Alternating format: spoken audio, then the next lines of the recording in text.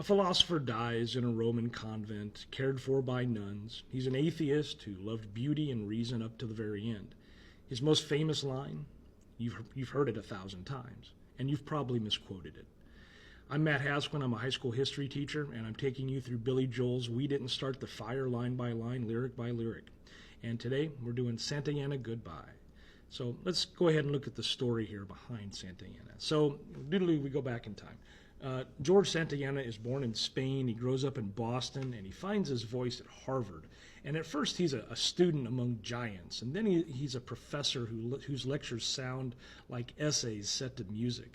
He writes like a poet, he thinks like a skeptic, and he treats philosophy as a way to live with grace, not as a puzzle to solve. He becomes famous for a 5-volume project, The Life of Reason. And this is where the sentence lives that textbooks can't stop borrowing. Those who cannot remember the past are condemned to repeat it. Not learn from the past, remember it. For Santayana, memory isn't trivia. It's how a civilization keeps its balance. Forget, and you fall into familiar holes.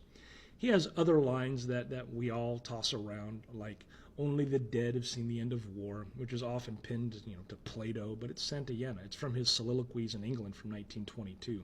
He loves aphorisms because they travel well. They make company across decades.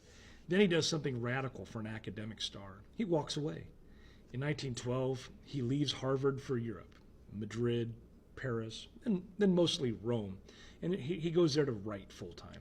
Outside the faculty room, his books shift from campaign debates to big, humane architecture, Skepticism and the Animal Faith, which was in 1923. And he asks how we can trust the world at all. Then there's the realms of being, maps matter, essence, spirit, and truth with calm confidence. We find it all there. He's a naturalist. The world is physical, but beauty and spirit are real as experiences we make together. The image to hold on to is late Santayana, elderly, courteous, writing in a quiet room in a convent-run clinic. He's joking with the sisters. He's insisting he hasn't converted. He's grateful for the care.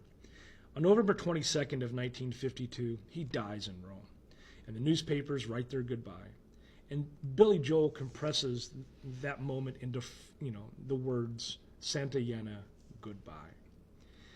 So why does he matter? Why does George Santayana matter? Well, because he explains the project you and I are doing every time we make one of these videos, right? We are remembering so we don't repeat. He believed culture is a kind of memory palace. Literature, philosophy, and history, they store the lessons of a single lifetime can't. He also modeled a rare combination of a skeptical mind, a generous style. He could doubt without being dour.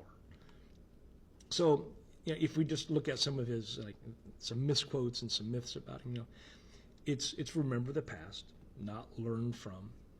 That's the popular paraphrase. Only the dead have seen the end of war. It's Santayana, not Plato. He died in a convent, but he remained non-religious. He admired the ritual and the beauty of the church without citing a creed.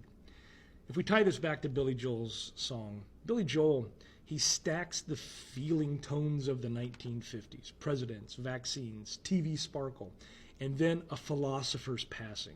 Santayana Goodbye is a reminder that beneath the headlines, there's a voice whispering, keep your memory. History has a rhythm.